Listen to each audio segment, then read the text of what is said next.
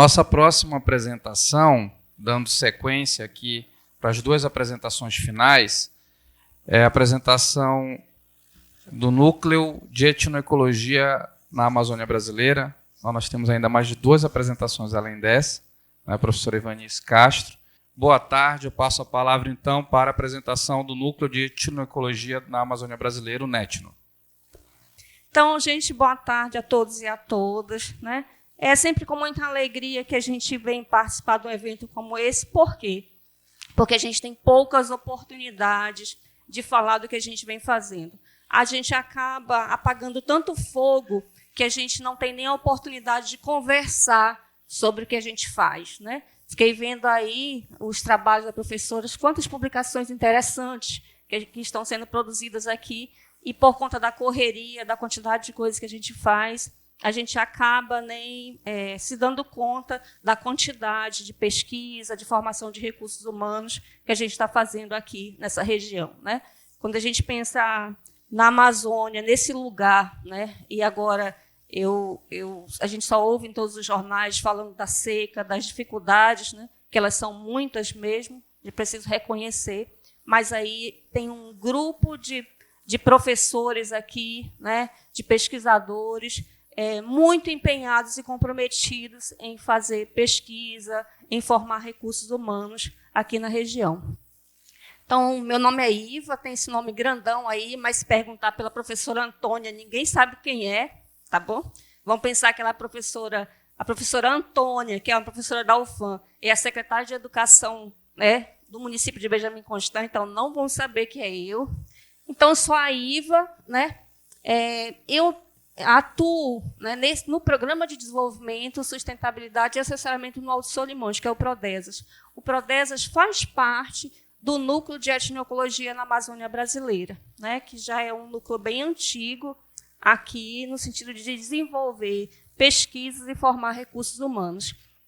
Então, atualmente, quem coordena as ações sou eu, Iva, o professor Jones e o professor Patrícia, que são egressos do curso de Ciências Agrárias e atualmente são professores também do curso. Quais são os pilares do NETNO, né? Então, trabalhar com a agricultura familiar, que tenha esse foco da segurança alimentar e também da soberania, e pensar também na conservação da agrobiodiversidade, né? Reconhecendo isso como um tema transversal, o reconhecimento dos saberes. Pode passar. Então, de onde é que a gente vem, né? Eu estou contando essa história a partir de quando?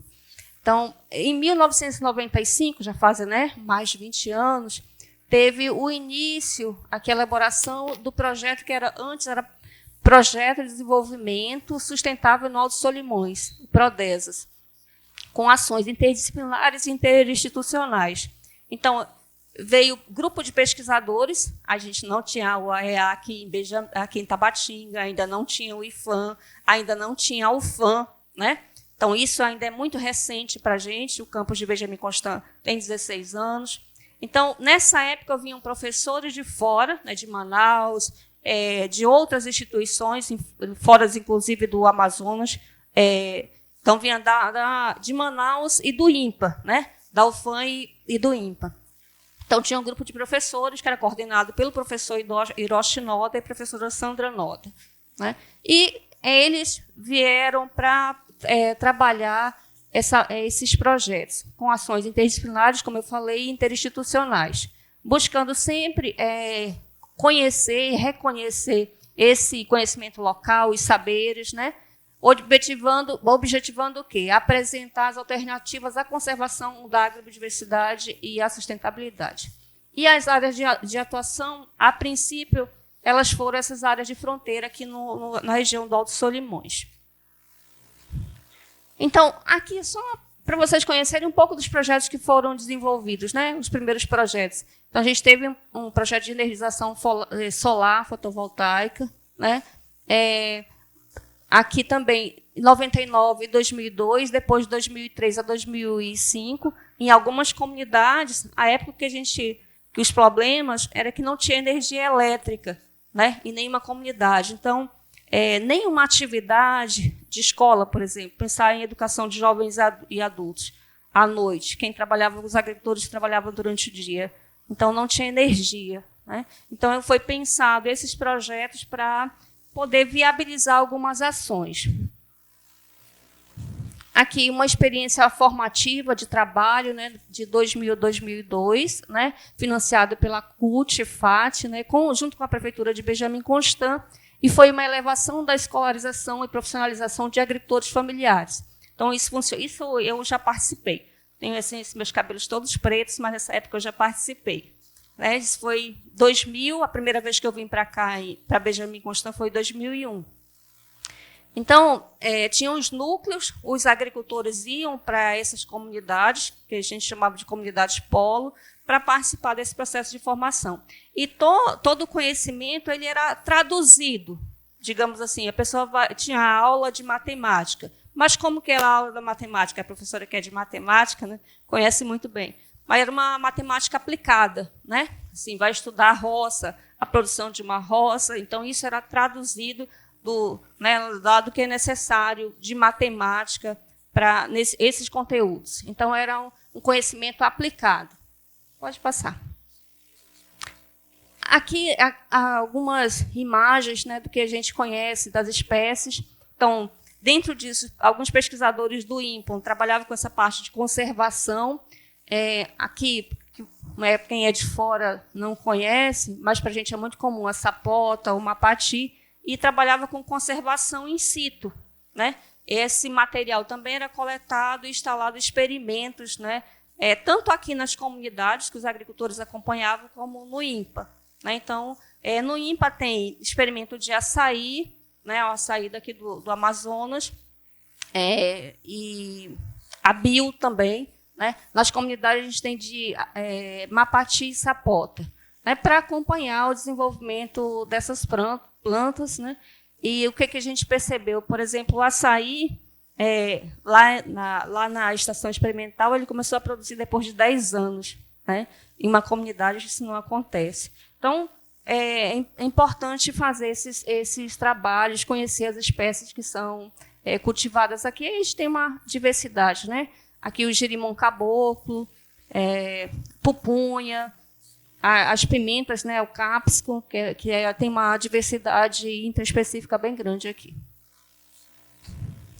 Onde é que a gente atua atualmente? Né? Como eu falei no início, era aqui no Alto Solimões. Agora a gente trabalha aqui no Alto Solimões com o entendimento dos NULAFs, que são os núcleos locais de agricultores familiares, em Manaus, né? E tem também o NULAF em Parintins. Então, a gente trabalha no Alto Solimões, na região de Manaus e também no Baixo Amazonas. Né? As ações aqui no Alto Solimões, eu e o professor Patrício e o professor Dionis coordenamos. No Baixo Amazonas é o professor Brandão, que também é professor da UFAM, lá de Parintins. E na parte de Manaus, quem coordena é o professor Daniel Gentil e o professor Ayrton Martins. Né? E esse é um mapa que foi distribuído sementes, né? Então, é trabalhado com sementes tradicionais e pensando nessa conservação e manutenção da vida, a semente ela é um item super importante. Né? Como a gente sabe, a indústria de sementes, você tira a autonomia dos agricultores. Né? Então, o agricultor ele cria uma dependência total da indústria. Então, o que a gente faz, o que a gente trabalha com sementes de algumas espécies e distribui os kits nas comunidades. Esse material, depois que ele cultiva, ele pode retirar a semente e compartilhar. Né? Então, essa é a ideia de conservação da agrobiodiversidade. E aí, esses mapas eles vão mostrar essa distribuição desse compartilhamento. Por exemplo, aqui em Nova Aliança está se produzindo arroz. Então, os agricultores daqui de Nova Aliança já dispuseram esse material, esse arroz está sendo cultivado lá em Parintins. Né? Quanto maior a diversidade, né, desses ambientes, maior será a manutenção daquela espécie. Então, quanto maior a distribuição, maior a conservação. Se ele estiver restrito a um lugar, a gente pode perder esse material. Não só o material genético, né, que a gente chama de cultura material, mas todo o conhecimento que tem associado a essa espécie. Aí aqui só para mostrar, né, que eu acho muito bonita essas imagens, de ver toda essa diversidade, né, que é cultivada aqui, né, das pimentas. Então, cores, tamanhos, né, formatos. Então, a gente vai observar isso nas feiras e mercados. Pode passar. Aqui, desse projeto Compartilhamento de Sementes, eu vou fazer um pulo, né, desde o início da história até agora, para mostrar um pouco do que foi o início, né, histórico do Prodesas e do Netno. Em 2012, eu venho para o NC como professora, né, da UFAM, e aí a gente muda algumas coisas e eu continuo coordenando algumas atividades. Agora, não como bolsista, né, de iniciação científica, depois pelo mestrado, mas como professora. Então, esse projeto Compartilhamento de Sementes vai mostrar aqui o doador, né, os doadores receptores e quem só recebeu as sementes, né, para mostrar esse fluxo e a importância do compartilhamento para a manutenção e conservação da agrobiodiversidade. Pode passar. Aqui é um projeto mais que a gente vem trabalhando, que foi coordenado por mim, que é um projeto de redes de comercialização e abastecimento, né?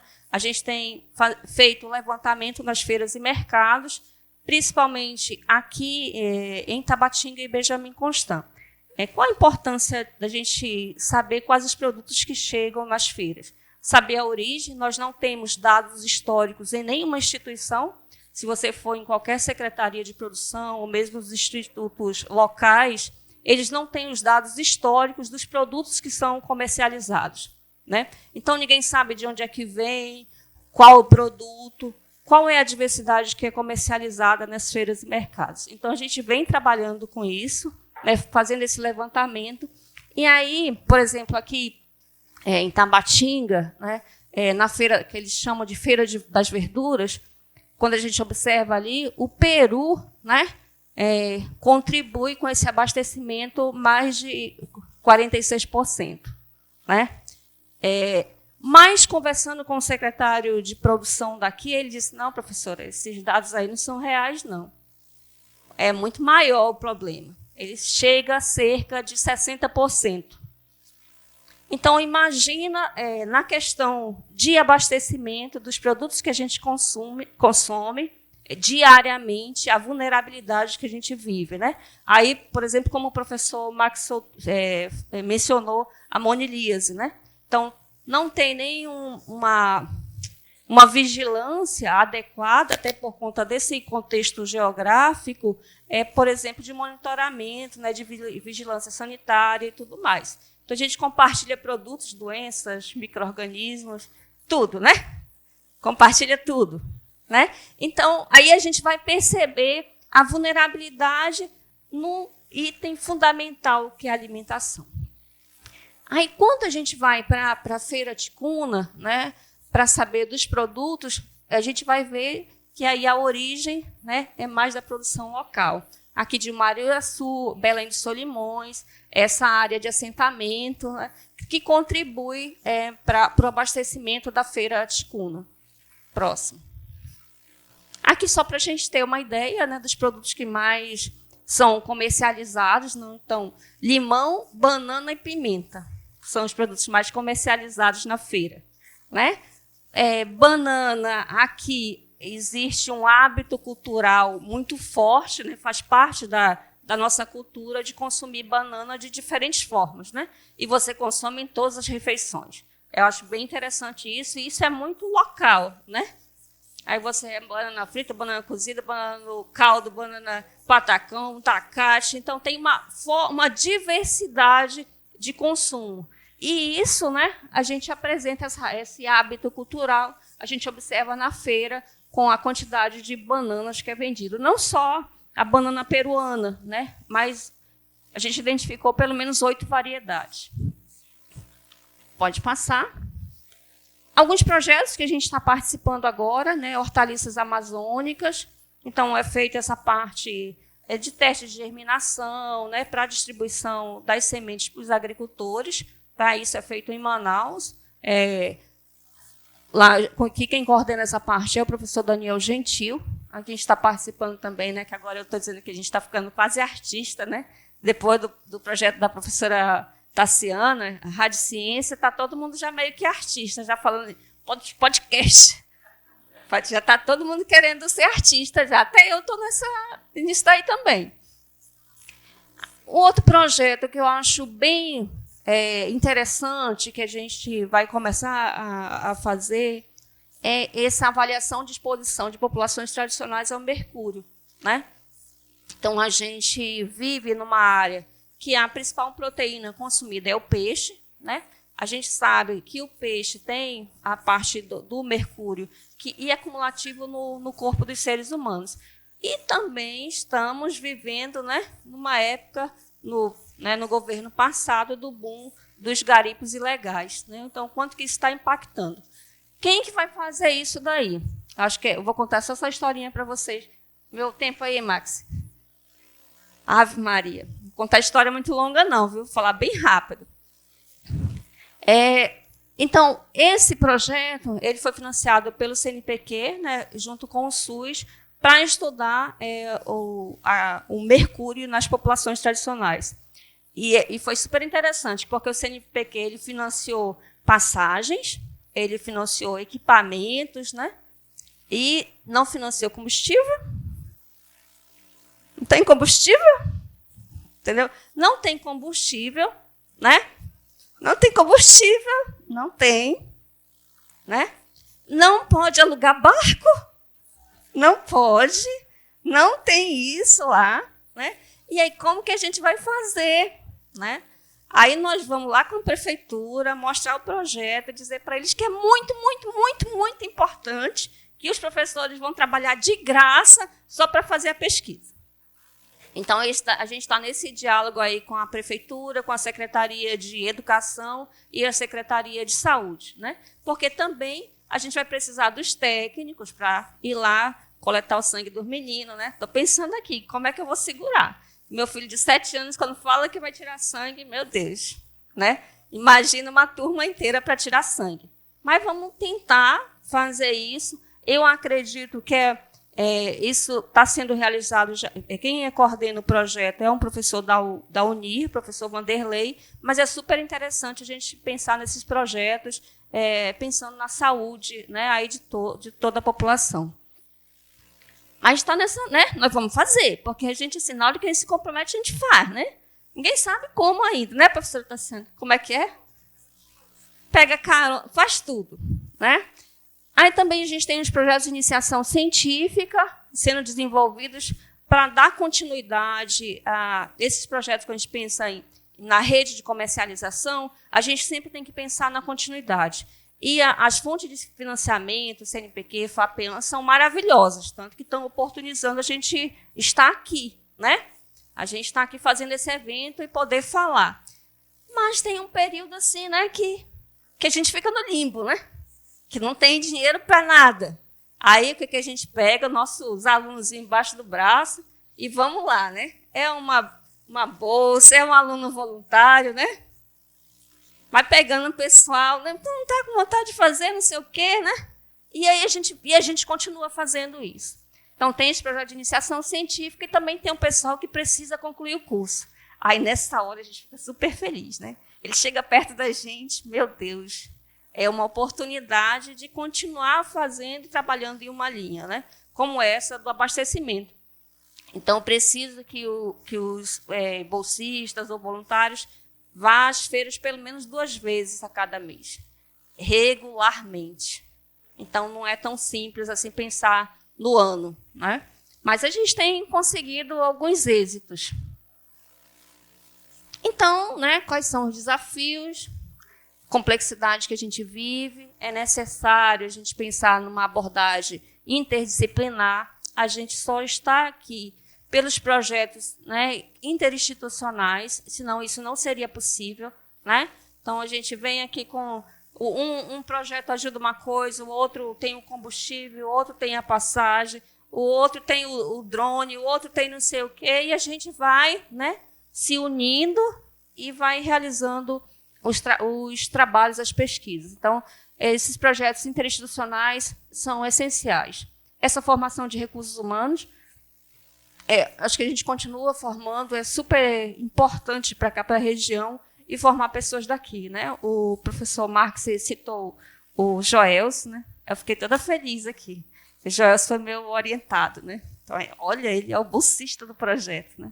Então, essa alegria, e quando a gente vê um estudante continuar e a vida dele sendo transformada, e foi transformada pela educação e por uma instituição pública que colaborou nisso significativamente, a gente continua, né?